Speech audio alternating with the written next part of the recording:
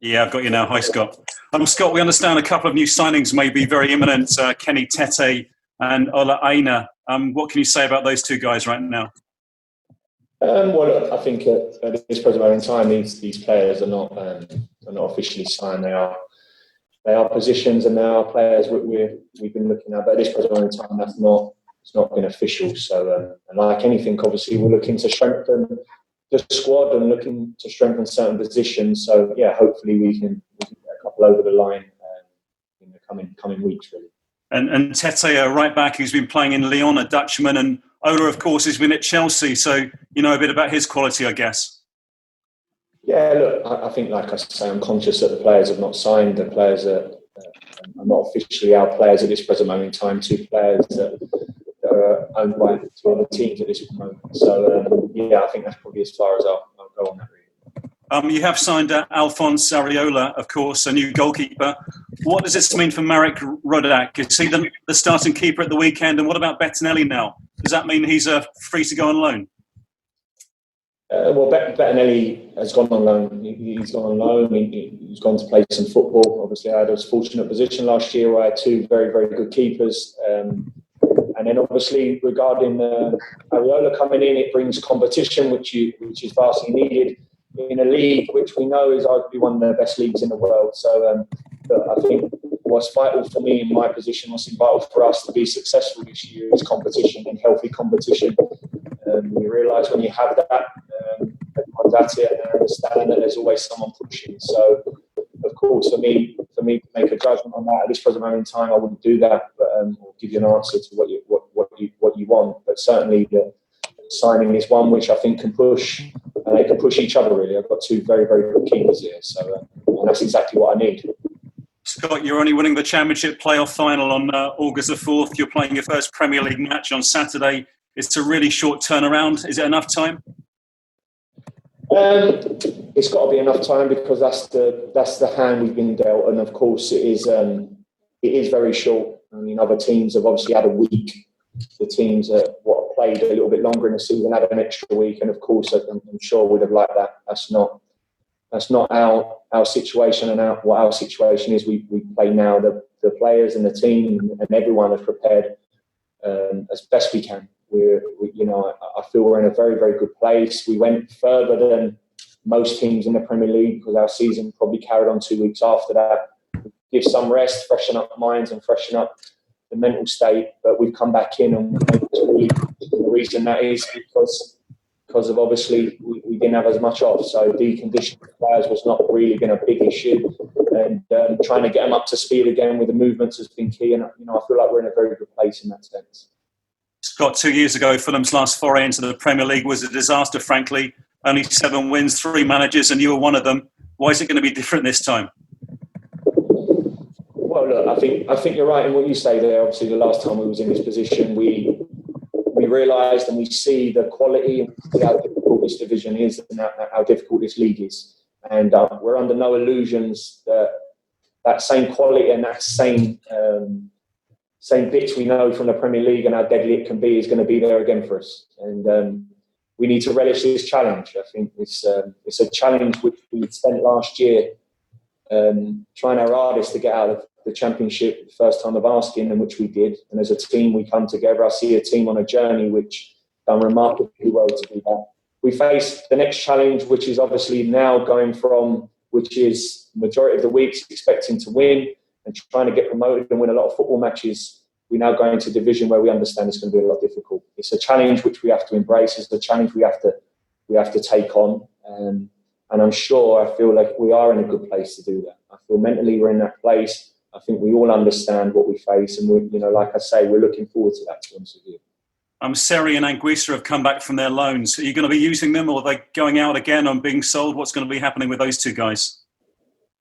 Again, at this moment, these boys have literally just come back into the building, and again, everyone's part of this squad. The thing with the transfer window is it drags on, and you obviously go into the season, which is not ideal. We played 4 games before this window shuts, so of course the uncertainty under certain players or under that microscope, I understand. But at this moment, everyone comes in, everyone's got an opportunity to impress, work hard, stake a claim to get in this team and be part of this team next year, which hopefully we're going to be very successful.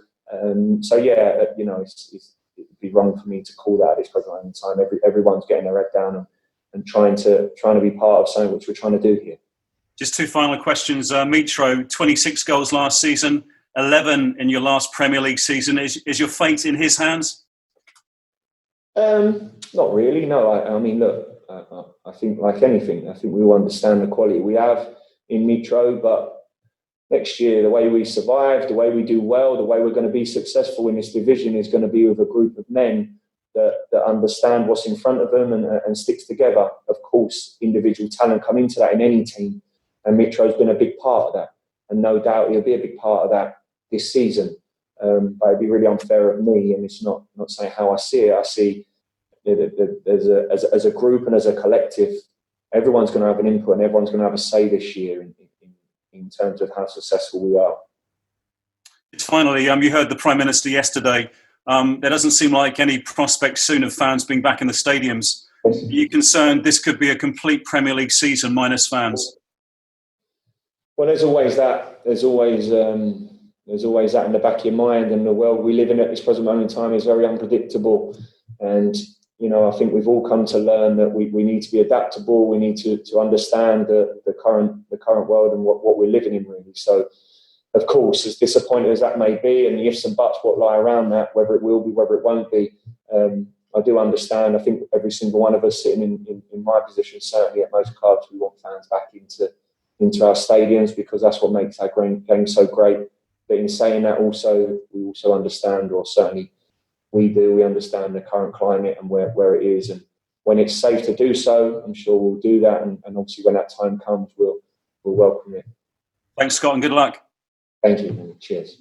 Thank you, Jeremy. If you could switch your video off and go on mute, that would be great. And we'll move over to Jonathan Overend for Premier League Productions.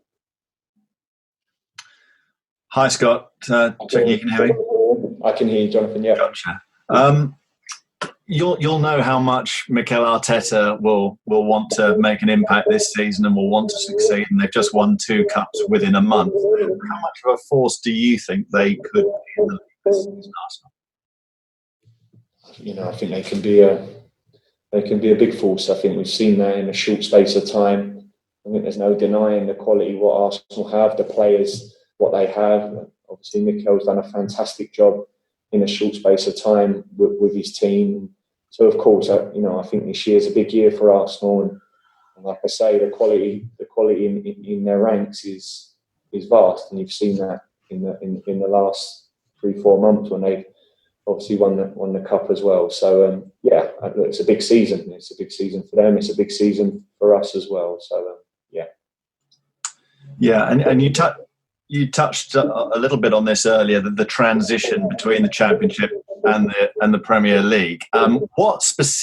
Which lessons specifically, Scott, are you going to learn as a group from your last Premier League experience? Perhaps in terms of tactics, style of play. The fans are going to want to know what's going to prevent what happened last time, this time. Well, I think wiser. We're obviously wiser. I spent that season here and understand the dynamics a little bit. Will we change drastically on our philosophy and what we believe in? No, not all. At the same time, we understand the qualities of this league. We understand the difference between the Championship and the Premier League and the qualities that the Premier League players and that quality of player possesses as well. And I also think a big one for me is a mentality amongst the group and a real cohesion amongst the group. I think is clear, and being very honest, we understand that we're going to come up against teams at times which have players technically vast more better than us in that sense, and in terms of quality, we're going to have to match them somewhere else, and that's going to have to come from a desire and from a real togetherness. There isn't ever going to be in our team one individual what's going to win us the game, and that's going to be very different. Or that maybe is sometimes different for other teams. They have 2 or 3 players at any given moment in a game, or that they can go in, and that's probably not going to be the case with us. And certainly, what we're going to need is a real togetherness, and 11 men every time, 22 men in the squad, or whatever it may be, sticking together and really fighting and pulling for each other. I think we've probably seen that over the course of a lot of seasons now, Sheffield United, and that's no disrespect to Sheffield United and Chris Wilder and the job they've done there, because they've done an absolutely fantastic job. But I suppose they're our people and they're the teams that we need to look at. They had a fantastic year last year, and I think Chris will be the first to say what he demands from his players and what he demands from his team, to sometimes get the results and sometimes do as well as he did is what I'm talking about, really. So, yeah, I think other than tactics, which we obviously understand, and the dynamics, there's a bigger dynamic, which is a squad that is together, a squad that is united, a squad that is on one page, a squad that understands what this league is going to be and what we're going to have to bring every single time. And I think with that, I think you've got a chance of being successful. And just a final one from me on the short pre-season. How much has that challenged you as a coach? And as a supplementary to that, is there a fear later in the season, do you think, that it could have more of an impact? And how will you guard against that? Yeah, something in the back of your mind, of course. Season was a long season last year with obviously a lot of games in a short space of time, what with lockdown, and then the short turnaround now. Of course, we're sitting here and we're always trying to work out and be ahead of the curve, or certainly look ahead. And I think that's the world we're in at this present time. You're trying to keep looking in advance and where you can see things. So yeah, I think you're exactly right there. I think it's something we're very conscious of. It's something which we're going to have to manage throughout the year. Tiredness, freshness, how we're going to manage that, and we will. Obviously, me and my staff will manage that to best suit us and suit the players, so we can stay on a level. I suppose that's you need big squads for that as well. So yeah, you're right. You're right in saying that. Thanks, Scott. Thank you. Thank you, Jonathan. Can we move over to radio, please? We have TalkSport and BBC London. Can we go to James Savandra for TalkSport, please? Hi, Scott. Can you hear me? I can hear you, James. Yeah. Brilliant. Scott, you've had just over a month to prepare for this new season. So what have been the key principles you've had to focus on? Because I can't imagine you've been able to do everything that you'd have wanted to do in a normal pre-season. Yeah, I mean, look, the key principles are obviously, at first and foremost, is getting your squad back and seeing where they are physically, and trying to manage that. And in a short space of time, 3 weeks we've had, obviously it's been a real condensed pre-season in that sense. But firstly, it is to get that, and then to now some key principles of how we need to play. Like anything, when you've been in a job for a little while now, like we have, and the players are used to the way we work, and the players understand the game model and understand what we do, it's always easier in that sense, because you're not laying down some real brand new foundations and whipping up anything. You have a clear idea and a clear philosophy. The players have been working to that for the last 18 months. So certainly when you're trying to change things, which we will do this year, because that's what you have to do to evolve as a team and us to give ourselves an opportunity this year to survive, you have to do that. But certainly I think what helps is obviously the continuity, that we've worked with them for a little bit now. They understand what we're about. The game model is what it is, and changing little things is not so drastic, really. So it's been a combination, really, of working out how fit the boys are. We need to get them up to speed very quick, and then also the obviously the tactical side and what we need to do this year. Last season, you set out a target for your squad to gain promotion at the first attempt. So what is the target going into this season? Do you take it game by game? Do you take it in little chunks? Have you set out a realistic target for your players this season? At this present, the target is to stay in this league. And I think we've seen over the course of time, this league is cutting. Teams what come down into this league, and you're in the teams what have been established in the Premier League for some time, are established there for a reason. They're very good sides. And obviously that's the battle we face, and we understand that. But also that's the challenge we face, which we need to relish. And it's a different challenge from last year. Last year, the challenge was you need to win every week. You need to keep yourself in the hunt. You need to keep winning football matches. This year, there's another challenge, which is last year we was never really the underdog. We was always a favourite. There was always that element and that pressure of being the favourite. This year, it's an underdog, where people probably see us as one of the favourites to get relegated. People see that we're going to have some struggles, which we are, granted. I think we all understand that. But also I see a real challenge which we embrace, and these are the challenges what you love. These are the challenges what prove people wrong and prove that you can stay in the league. We have got quality, and I firmly believe we can stand up to that challenge and be successful this year. And it will be a challenge this weekend against Arsenal. They have been impressive under Mikel Arteta. I just wonder if their defence is something you feel like you can get after, because yes, there's some experienced players in there, but it's a largely untested back four or back five, regardless of what team Mikel chooses. Yeah, look, they're a quality team, Arsenal. They have an array of talent. Mikel's done a fantastic job in a short space of time, and they have all players all over the pitch to hurt them. But like always, like last year and like the same this year, we'll prepare for this game to try and get a result. We'll prepare for this game to try and hurt them where we feel we can hurt them and punish them. And the same likewise for them. We understand their threats. We understand where they can hurt us. And again, we'll try and counteract that and try and limit them. So, yeah, I think like every team, we all understand where certain teams' weaknesses are. Arsenal's, Man City's, okay, very rare. They have big weaknesses, but they're ones what you want to try and exploit when you can. So that's what we're trying to prepare to do, really.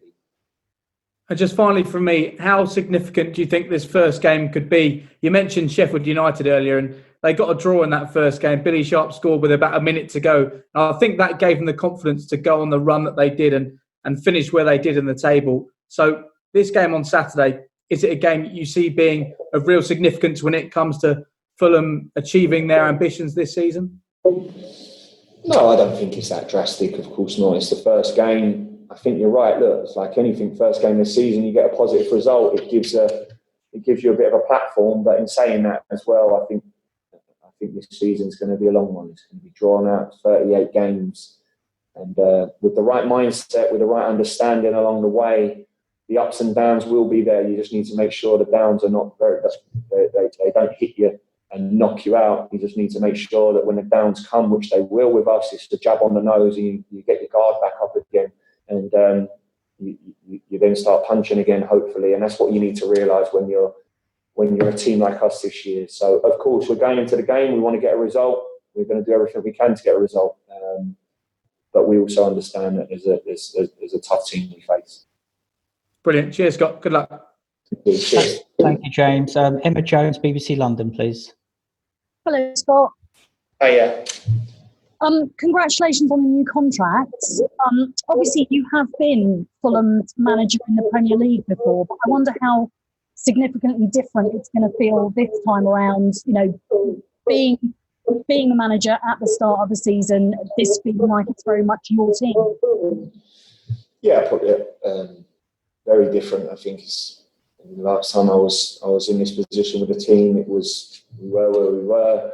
Your ideas and your way and what you want to set out and what you want the players to believe and eat, sleep and drink every day is very different. It's confined, and it also brings the baggage of obviously the season, what we've gone through. So at this present moment in time, I've had a full season with this group of players. They understand what we're about as a team. They understand what's acceptable and what's not, and there's some clear non-negotiables that this team understand, and of course winning, getting promoted even firms that up and stamps it even more. So I think as much as the challenges that we're going to face this year, obviously this is a team now which has been together now for a year, and I see that can only be beneficial for us, really. You say about the squad kind of being together for a year, but one of the big criticisms of Fulham last time was the number of changes that they made to a squad that had the team that had got promoted. Were you particularly keen to stick with as many of the same players as possible last season? Was that important to you? Yes, it's important. It's definitely important because these players are the players what understand what we're doing, and whether that's new players coming in, it's them players what have already been here a year, what can set that example, can set them standards for new players coming in who may see it as a bit of a shock or whatever that may be. They can pull the new ones through. But in saying that as well, I also think as a squad and as a football club and you go up to this division, as a team you need to evolve, and as a team you need to improve in areas. You need competition, healthy competition.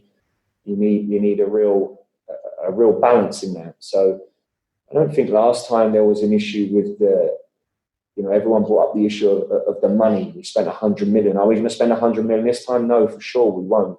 I don't think that's the issue. And the issue is bringing the right people to the football club who understand what's needed and understand what we're going into, and that's what's key for me. People who can come in and improve us, enhance us, and make us better. For sure, they're the people we want. Wholesale changes? No, of course not. But at the same time, there's a real balancing act of improving as a team and as a football club and evolving and getting better, and also not losing sight and not losing people that understand and can drive a culture and drive an environment which is needed. Can you give us an insight into how recruitment works at Fulham? How much of an input do you have into actually purchasing a particular player? Because I know that previous managers at Fulham had maybe felt that they had players bought for them. Maybe they weren't part of the process. Yeah, here we have a process, and I think every club has a process. I think you probably speak to most clubs, there is a clear process. Do I have the final say on what players come into the football club? 100%. There's a process in place, which is a scouting, which is a data model.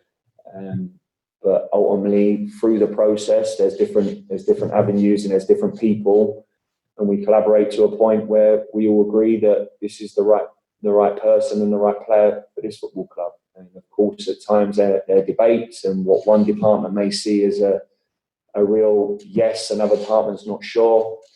In the end, you have a grown-up conversation, and you come out with what you see as the best decision, really. And ultimately, that will come down to me, because ultimately I'm the one who has to work with these players every day. I'm the one what has to decide to pick them. It would be pretty crazy to think you go and invest a huge amount of money in a player what a manager doesn't want or a manager's not going to use. It would be pretty silly and a waste of money, because obviously at that point the manager's not really using it. So yeah, of course, the battles what come with that. When you're in a data system, it's a smaller pool of players, but this is the model you have to work with, and this is the model I have to work with, and I understand that. Great. Finally, from me, you often talk about home advantage, don't you? I just wonder, without fans still at the moment, if such a thing as home advantage still exists in the current world of football? But probably not. I think there's a real balance between fans and no fans and how we see it, and I think it works both ways sometimes in terms of as a coach and really seeing the detail and trying to get that information across. It's a lot better. Home fans, of course, are the biggest driver the majority of the time, because they're with you, supporting you, and of course it can work the flip side when it's a bit edgy or the game goes against you a little bit, and the nerves what sometimes can transmit from that. Yeah, I mean, it's a hard question, to be fair. I'm not sure where I see it at this point in time. I think for large parts, when you're playing at home with your fans behind you, supporting you, pushing you through the good times and the bad times, it can only be helpful. So certainly, it probably is more of a leveler now with no fans. Thank you. Good. Thanks, Emma. If we can move over to written